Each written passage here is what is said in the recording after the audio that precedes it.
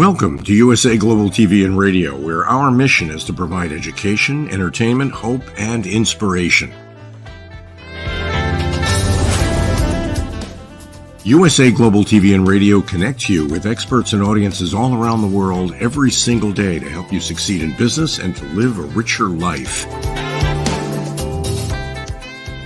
Visit us at usaglobaltv.com to learn about career and life-changing training and mentoring programs like the Listening Mentor. Subscribe to our newsletter to stay informed about our special programs and offers. Discover how you can become a guest on one of our shows or a host or producer of a USA Global TV and Radio show of your very own. That's USA Global TV and Radio, where the doctor is always in.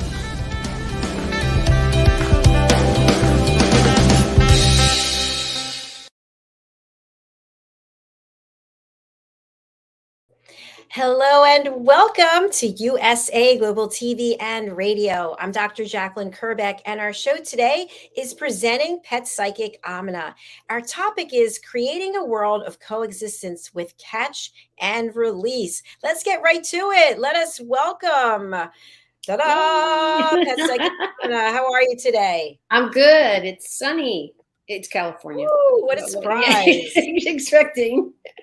You know, I think when it's sunny, though, I don't know. I think we feel better, don't we? Oh, absolutely. You know, it's scientifically proven that not only pets, which of course I'm talking about, but nature. And I'm a huge, huge advocate for live plants. I have at least 3 in my view right now. And one is a clipping, because I hate throwing parts away that break off or anything. And I'm not so filled with my expertise, which, you know, I know there's tons more for me to learn. You never know. You stick one in the water and it might grow roots, and yay for me. Yeah, I think that's fantastic. I don't have any plants here because it's pitch black, but in the front of our house, there's a little courtyard. My mom has had a bunch of big planters, and they were all really close together, and the house was being painted, so we had to move them. And I spread them out. They seem much happier. They seem Absolutely. Like they want more room. They've got more room. They've got more space. I have tried everything from little pots at the dollar store, which don't have great breathability in there, to the $1 million pot. I had a friend go shopping with me, and she's like, "No, you always talk about these fancy schmancy pots, but you won't buy them." So I finally did, and was given some, and they're like art. And then the flowers and the plants on top of that. And if anybody, you know, is listening to the show knows, I have a stairway. I'm in a condo. There's dirt. There's a suggestion of dirt. So you do what you can, and then you bring in what you can. And it's not for everybody, but you might find that one plant that just lights up your day, and just go with that.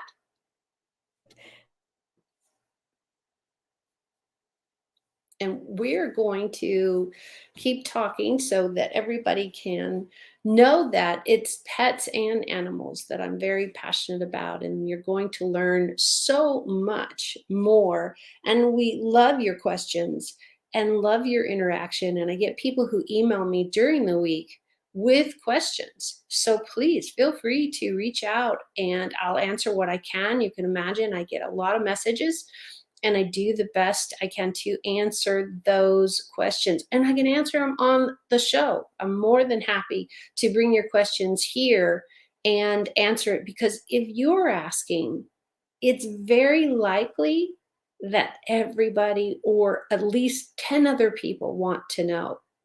So that's why the show is set up, so I can answer your questions. And it's free. It was given to me. Yes, I have a college education in animal science, and I have worked in a wildlife sanctuary for 10 years. And I also worked with them when I was very young. I have spoken of this before. I am, I think, about 12, and I'm in Sunset Magazine, and I'm talking about, and I'm holding a great horned owl. So I have been very, very fortunate to be put into positions to learn a great deal about animals in their totality. And what we're talking about today is same thing with the coexisting and catch and release. And what really is catch and release? It's just what it sounds like. There are so many pets. Let's just stick to cats and dogs today. As an example, there are so many pets and so many breeders. And so it doesn't matter if it's a purebred or it's an accident or somebody just didn't think it was important to get their animal spayed and neutered. And we've talked endlessly about spaying and neutering and how important it is, not only to the health of your pets, because not everybody lives through childbirth, much less puppies, and all the work that goes through them. The sad part is so many are born that there's not enough owners, there's not enough people to take on the responsibility of that pet. So that's what we're talking about, is spay and neuter is so vital. And I understand you want a puppy or a kitty, or you want your kids to experience that. Please go to the shelter. They have these animals all the time that need volunteers, that need people to come and visit. When my kids were small and we hadn't the capacity for anything, we did that for fun.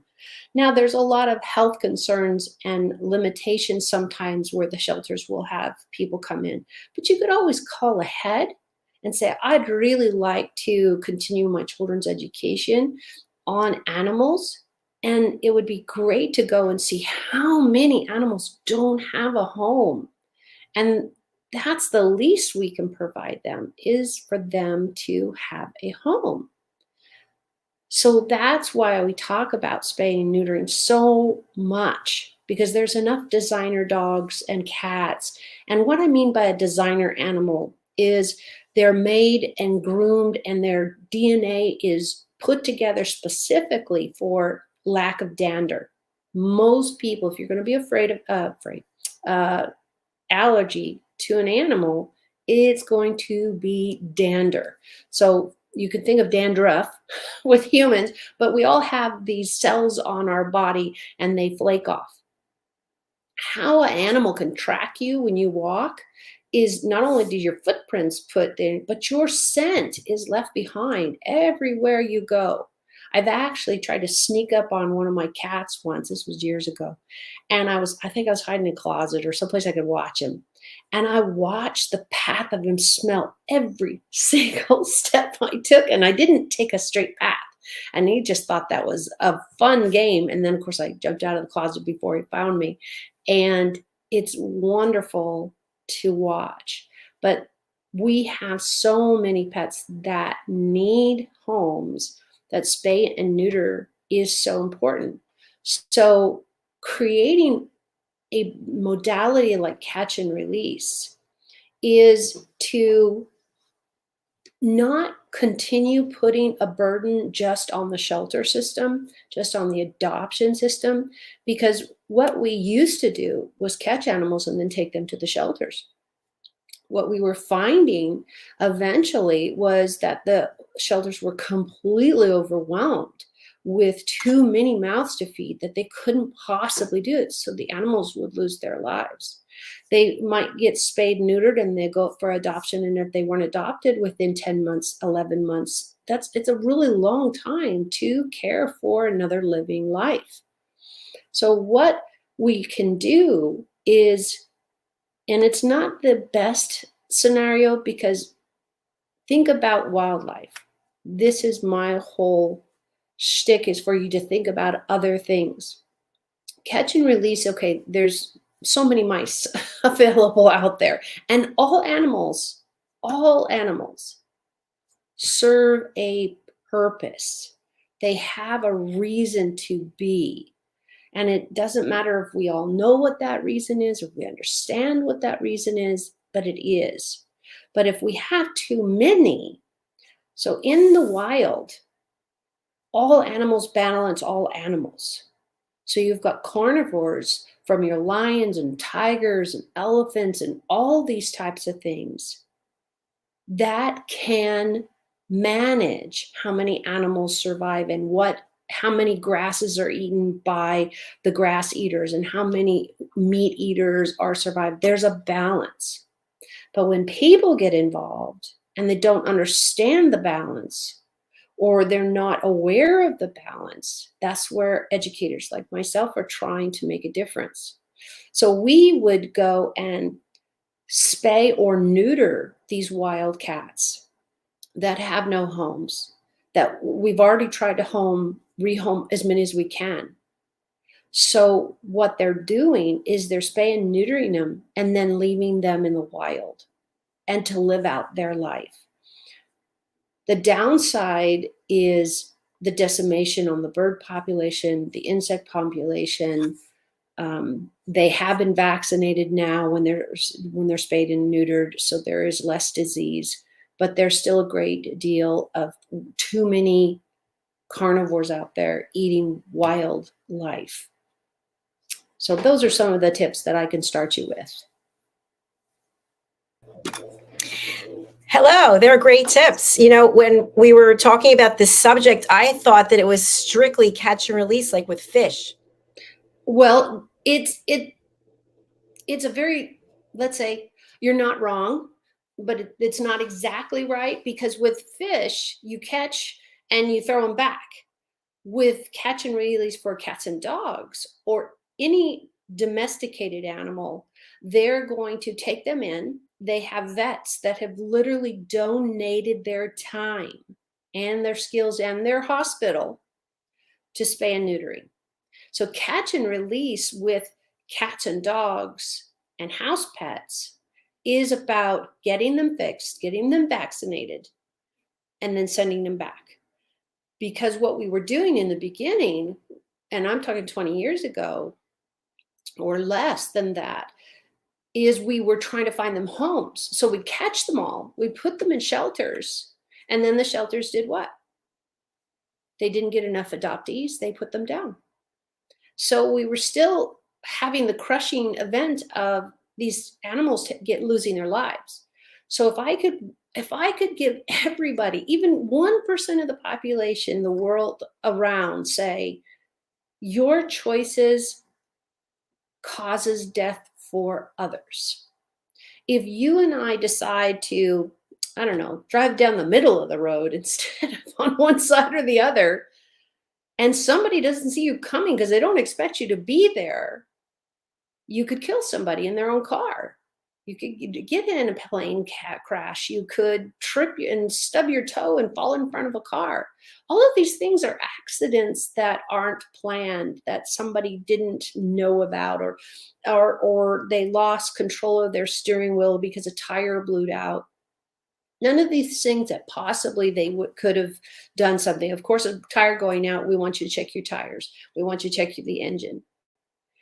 But when you know that to put a cat back out means at least 20 more new lives, which will decimate the birds and decimate the bugs, and every other disease is going to be passed around because they're not spayed or neutered, but they're not vaccinated, are going to be passed around through not only the wild community of non-domesticated, domesticated cats, but they're also going to do those to the pets that are running around and are not vaccinated or not protected, or they're hit by a car, or they're injured with a cat fight. There is consequences to everything we do. So trying to pick the lesser of evils, I'm really going to say it that way, and I'm not comfortable with that term at all, but to get the point across is we're going to catch and release means we're going to capture these wild cats that have been somehow thrown out, and or somebody had a bunch of babies and they just let them run wild and they all ran off. However it happened, they're going to stop what they can. They're going to vaccinate them, and they're going to spay and neuter them, so they don't continue on with at least that cat or that place with those cats. What we did is we went around the whole county and groups of us would take different sections.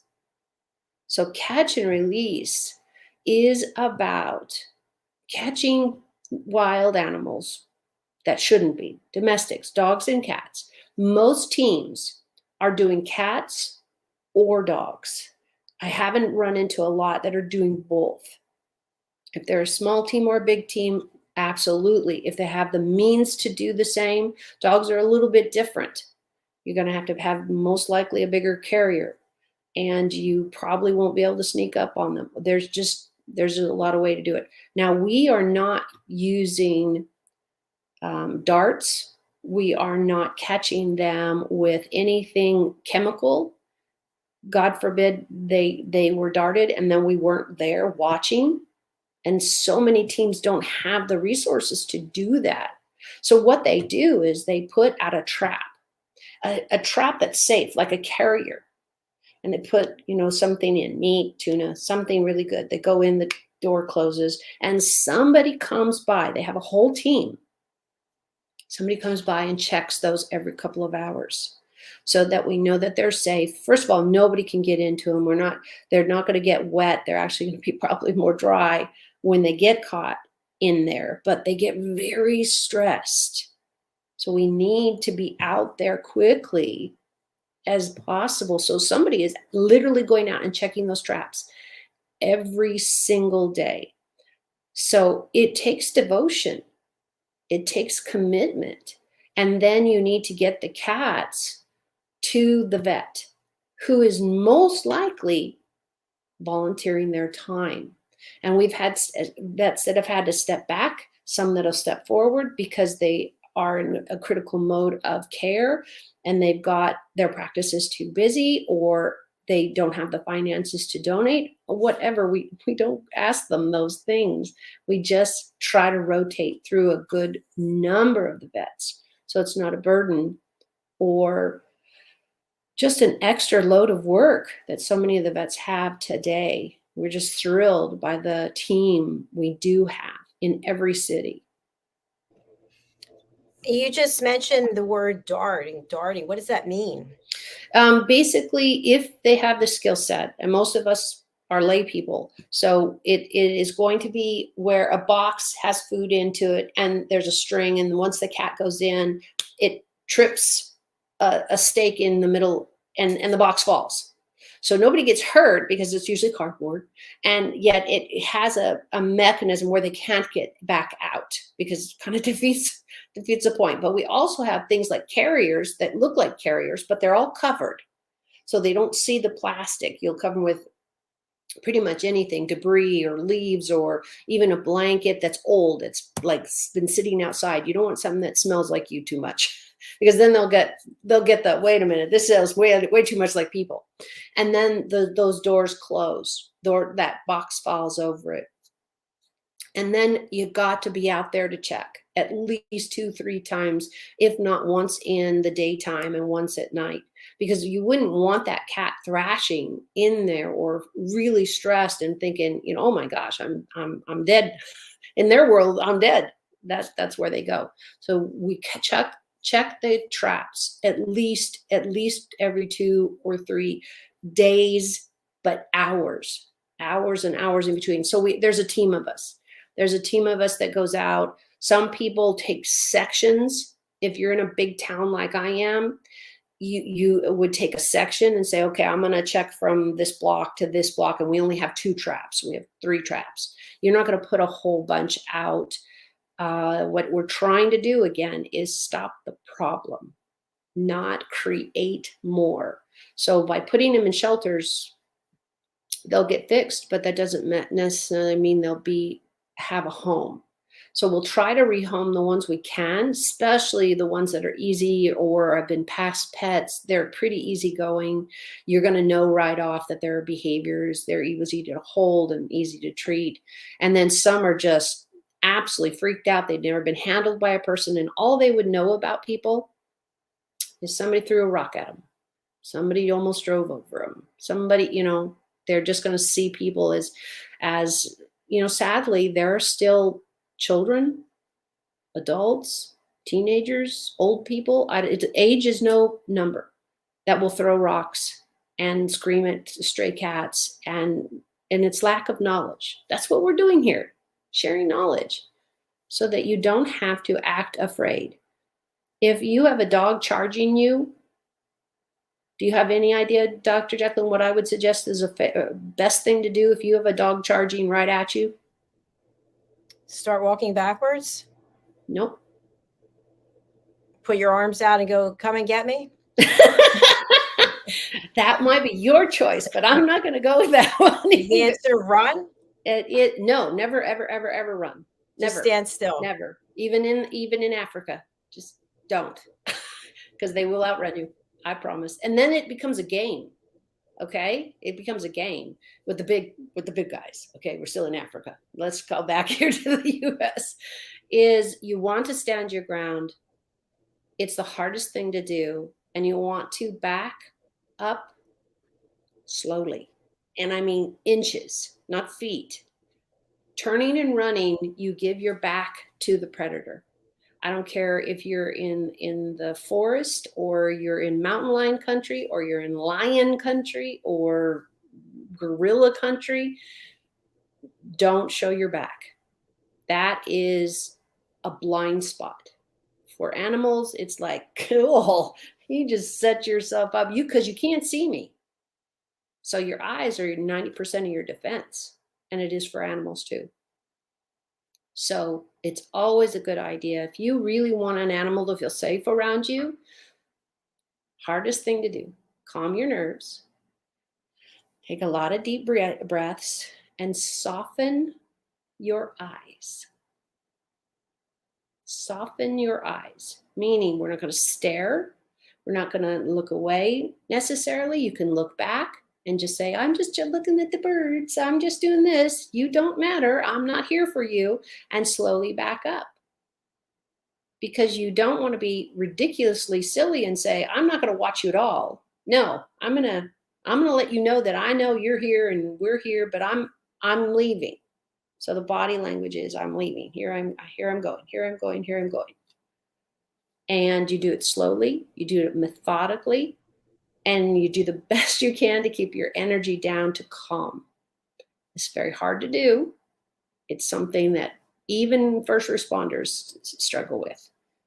I am very, very fortunate to, and so many of us are, I am a licensed first responder, that I have come with the ability to just turn it off. And then, afterwards I can get all the energy out and do whatever I need to do. But I can turn it down and say, no, right now we need calm. And then that's really a skill to test yourself. You're really going to need to practice and realize that you matter, you'll be safe. But if you really get that evil head, we all have that evil thing. Oh my God, what am I doing? I can't believe it. What did I do? If you get that going in your mind, it'll come out in your energy. It'll come out in the way you sweat or don't sweat. It might be hot, but an animal's going to go off your heartbeat, going to go off your nerves. They feel all of that. So what I want to empower you to say is, take a deep breath, say, I'm not here to hurt you. I'm not here to hurt you. Another step. I'm not here, and keep eye contact. And until you feel like you're close enough to a tree and you can dart and weave and off, you will never outrun an animal. Maybe a frog. I'm trying to think of what frog, because I don't know about you, but cockroaches and all the crickets, they're really fast. You're never going to outrun those. Maybe a frog. Maybe those little hops, but they're pretty fun. And I can't imagine frogs are unless you're in a country where they have poisonous frogs. And that might be something to worry about. So just as a disclaimer, if we do these things, it doesn't mean that they're not going to attack us. No, because everybody has free will in this scenario. You can't predetermine what their life has been, nor can they predetermine what your life has been. If we always, hate this word in this context, if we always hate people from one country because they blah, blah, blah, blah, blah, whatever they are. They're dirty, they're nasty, they don't speak right, blah, blah, whatever you decide those people are. And you then cross it across everything. I don't like sticky plants. I don't like flowering plants. I don't like people who are over 6 foot tall. I'm not telling you you can't have your choices. We all have preferences. Okay. I happen to love skunks. I'm a very weird person, but I also have worked with and held skunks that didn't have a sense because they were used as educational animals. I was the teacher. I brought a skunk to schools to talk about how to be around them. But our little skunk guy had his little skunk part, removed, so I didn't have any risk. It's a little gland. It's not changing them any more than a spay or neuter would do. But knowing that you have to keep those calm energies. So let me give you a great example of how it went wrong for me. And it just cemented, calm down. This is not necessary. So I was doing an educational program at a school, and we got the snakes out, and I absolutely adore them, of course. And if you're ever wondering if I hate anything, yeah, mosquitoes and me, we just, no, we're not talking. They always bite me. They hunt me down north. I get the big welts. It's terrible. Anyways, but so I'm holding this wonderful, wonderful snake, and it's wrapped around my hand, and I'm having a great time. I'm talking to the kids, explaining what it is, and so it's kind of like a workshop. So everybody's moving from table to table, not running, but we're talking about 12-year-olds and down. So I'm holding the snake and loving it, and it's wrapped all around my hand. And all of a sudden, a couple of kids came up, and I think they were very happy or scared or all of it. And all of a sudden, the snake started biting my hand. They have fangs. So we're talking, like, I don't know you, but I didn't like heavy shots when I was a kid. That was not fun. I was the crier in the group and run away. So it's just like deja vu in the worst way, because he's got his fangs, and he just keeps biting me, and he got me, in a good part of the hand, not where my bone is necessarily. So I'm just doing this. I'm okay. This is great. And I move the snake, and I just keep smiling and talking to the kids. Are like, ah! And I'm like, first, please calm down. Please calm down. I had to get them to stop. And then the snake, of course, stopped, because I think he thought I was going to just hand them to these terrified children. And and everybody's checking, oh my God, are you all right? So I put him back in the cage, and I got a couple of puncture wounds. It wasn't bleeding much. And so everybody was screaming, oh my God, are you all right? Are you okay? I'm fine. So I was at a camp. So I was way off the beaten path. And I got the rest of the day off. It was lovely. I didn't need it, but my camp counselor was just like, you're just too calm. This is just too weird. She was just freaking out. She was just freaking out for me. And I was like, oh, that wasn't so bad. I've been bit by dogs. That was worse. But having all these children really cemented my calm, my learning, their learning. We would all be fine.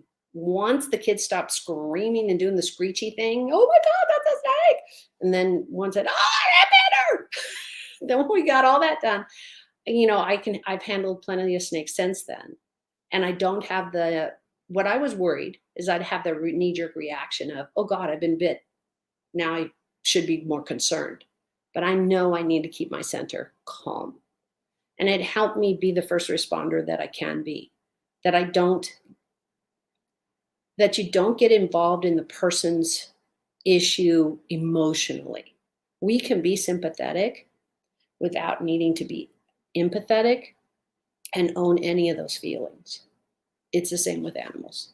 I can still work with snakes. I absolutely adore them. And because they're interesting, they're weird, they're secretive, they're like shy people, like little presents to open up, where you and I are much more what you see is what you get. So it's just a change. It's just a difference. I have lived what I'm teaching, not on purpose, not on purpose. I have been thrown from a horse. I have actually slid off a horse. That was terrible. I was learning to saddle, and if you know anything about saddling a horse, sometimes they'll blow their belly out. They don't want it too tight. And I didn't go back and recheck. And I literally sat on the horse, and then I went, oh, and I was on the belly in the saddle. I was good. I was in the saddle, and then I just let go, let my feet out, and just landed on the floor. Oh well, dirt. So I have lived the things I'm talking about, trying to help you do better than I did. I hope. When you think about catch and release, you've talked about dogs and cats, and we touched on fish. What about, where I live, there are a ton of, I'm going to call them turkey ducks that seem to just be meandering wherever it is they want to go. And I mentioned all of the giant iguanas. So if somebody wanted to do a catch and release and take them somewhere else, is that possible? It is possible for all of them. It's going to determine, and I haven't looked up your area to know if these turkey vultures or whatever they are native to your area. And you're going to get the alligators, of course. You're going to get the big snakes, of course. But what they're finding, and a lot of people did this, like in Australia, there's a ton of large snakes that are not native to that country. And they've had to go out. And Florida, I believe, has the same problem with big snakes. People get them, and then they grow. And they're like, what the heck do I do with this? Exactly. So they like, oh, just let them free because the Everglades go on and the grasses in Australia go on, and what's it going to bother? Well, they kill native plants, they kill native animals. So yeah, there's got to be management, and that's where you're going to get Fish and Wildlife involved. You're going to get the big national organizations that are there to watch the United States and watch the country you're in and say, okay, we are at a pivotal place. And I know for certain that, like in Florida and the Everglades and all that, people were literally letting these snakes go. They thought they would be great pets. For some, not for many, because they get hundreds of feet. And you're going to go get a chicken every time you need a bit. I don't mean a whole chicken to feed these big guys. So you need to look at your regulations. You need to check with Fish and Wildlife. You need to check with someone. And I'm not recommending a pet store necessarily, because they might have a buy-in. They want to sell this animal. They want it to be your problem and not their problem. Whatever the reason is, they're doing a business.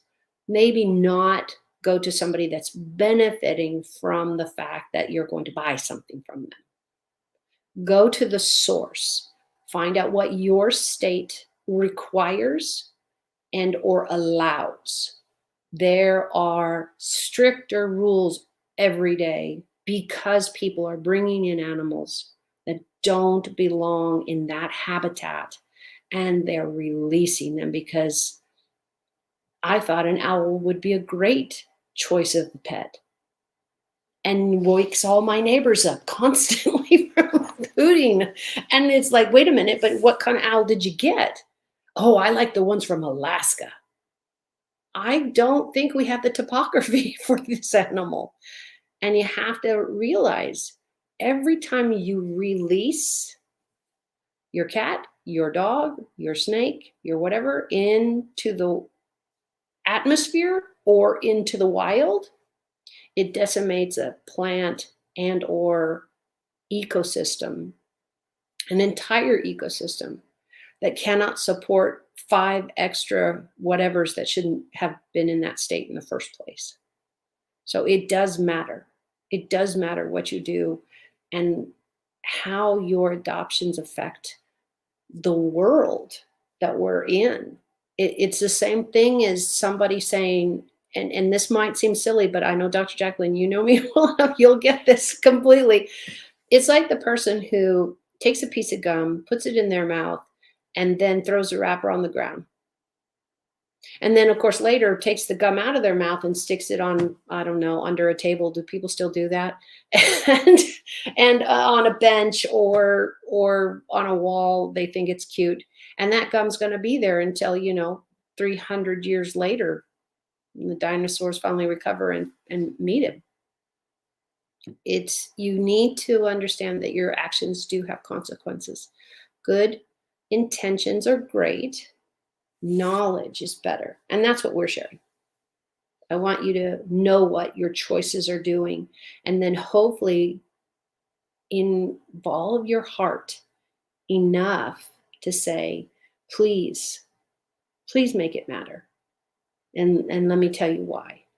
And maybe you aren't an animal person, or you aren't a plant person. That's okay. You can still respect those. You can still understand that they're here for a reason.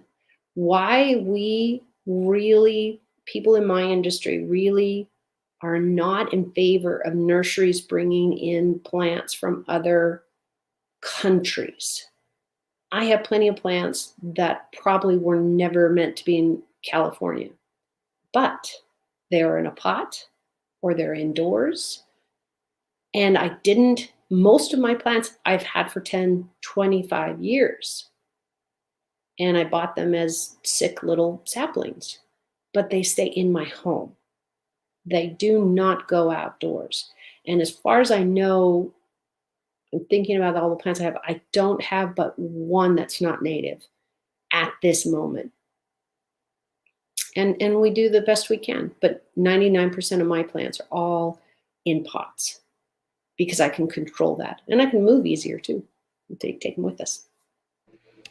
Yeah, that's a great point, taking them with you too, because once you have your plants or you have your animals, they're part of your lifestyle, they're part of your life, and you have to take care of them regardless of what it is that your next step is, or find someone else who can do it for you. And I'm really glad that you clarified for me that catch and release is more than just with fish. And I think that's probably maybe an eye opener for some other people who are out there as well. So we only have a couple of minutes left. If you could just touch on quickly about catch and release with fish. There are laws in certain areas about catch and release, and then there are also fines if you're caught doing it, correct? Yes, absolutely. Think about a barracuda, and it is a highly aggressive fish. And you're going to think about trout, you're going to think about whatever you're talking about. But if you're going to talk about a barracuda is a pretty aggressive fish if you don't know what this is.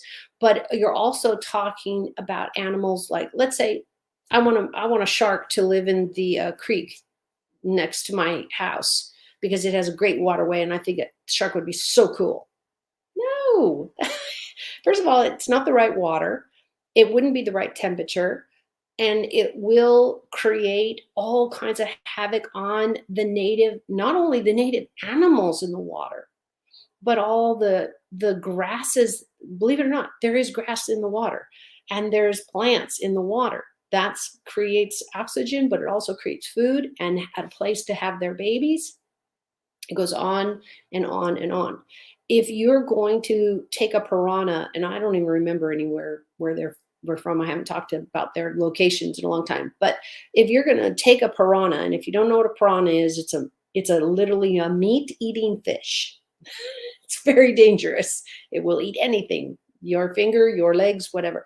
And I have seen people in the 70s and 80s, I want to say, there was this great lake that was really a place for families. And somebody, I don't want to put words in their mouth, but somebody thought that it would be funny to put a piranha in the lake. It didn't go well. People were injured. People lost limbs as far as bites on their fingers and their toes and that kind of stuff. And they had the company that managed this lake was like the forestry department and everything, but it was fenced off and all of that later on because of these types of things, so they could keep it clean, keep people out of it, keep people from throwing their dirt in there or swimming in there after hours and then drowned, and they didn't find them until later. It was terrible. So there was a piranha issue to one of these lakes. Bodies of water is a better word. And they found it because it bit somebody. And if you've seen the teeth on a piranha, they're not a terribly big fish, but you might as well be bit by a shark. It's pretty bad. It's pretty aggressive. And that's not okay, that you're endangering other people's lives for the fun of I don't know, putting man-eating, flesh-eating fish in the water. So knowing these things makes you more aware of the cautions you need to be. Do not, if you talk to anybody in the fish and wildlife type of industry, do not move an animal from one country to another country, or one state in the United States to another state, without keeping them indoors in a cage. If you're going to bring a fish in, I hope it's in a tank that you're managing and it's in your home. But it's not something where you want to go, oh, well, it's a fish, so I'll just let him go. No. What you don't see is the catastrophic reality on habitat, resources, that an animal that we don't have a predator for. This is really where the circle comes around. We have sheep and horse and ducks and all of these farm type animals that are now, but we also have mountain lions and we have wolves in the state of California. And there's your balance. Wolves and mountain lions won't eat more than they need for their young and themselves. They're not like us humans. They don't kill more than they can eat. There's no refrigerator. There's no storage. There's no cold place. So they're going to eat what they can. They're going to kill what they can eat. So they're going to kill a small mountain lion if there's only like one or two of them and they can eat it because they don't have a fridge. So think about it. Be like nature. Be like the animals. Think about what you need and not the 5,000 things you could have. Just because you can go to Costco and buy 9 pounds of beef doesn't mean you have storage for 9,000 pounds of beef and you paid for it. So remember, those are lives, and you respect the fact that I'm going to eat what I need. Live like an animal, and this world will be so much happier and so much greener, so many plants. Just doing it together. I just love that. Thank you so much for giving us those visuals and also those incredible tips and just educating us on things that we can do ourselves so that we can coexist and be at peace with all of the creatures. And again, not to act scared, not to run away. Fantastic. We had some people who just joined recently. Please go over to the YouTube channel, watch the whole episode from the beginning. We have a playlist there, which is presenting Pet Psychic AMINAH. You can check out all of our shows, over 100 now. And we'll be back again next week. You can reach AMINAH on Facebook as well as LinkedIn. You can also go over to our website, which is bridgingworlds.us. Fantastic. Absolutely. Thank you again, my friend, for being here. Thank you to everybody out there. We wish you a very wonderful coexistence weekend. Absolutely. We'll see you again soon. All right. Bye for now, everyone. Take care. Bye, AMINAH. Bye.